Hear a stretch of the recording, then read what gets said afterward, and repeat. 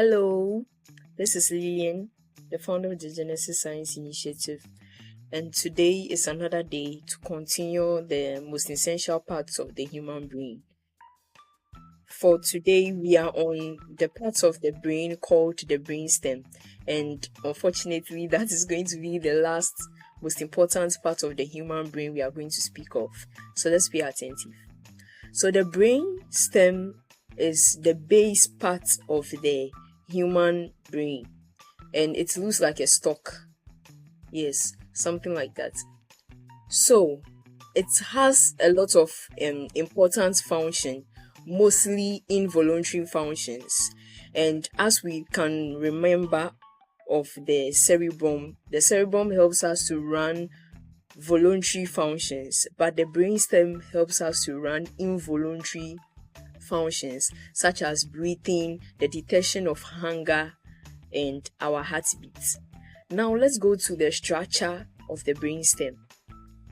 Now the midbrain is the uppermost part of the brainstem, and this is its functions. It helps us with our vision, our hearing, for sleep regulation, motor control, and our temperature regulation.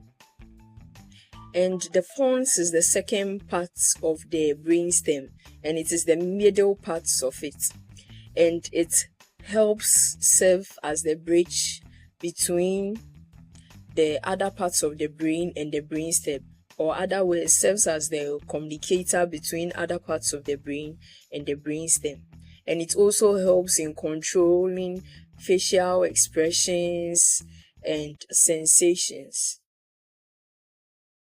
Now the third part of the brainstem is the medulla oblongata, very popular, and it is the lowest part of the brainstem that connects the entire brain or the brainstem itself to the spinal cord, and it is responsible for the controlling of autonomic vital functions such as heart rhythm, respiration, and coughing and swallowing of food.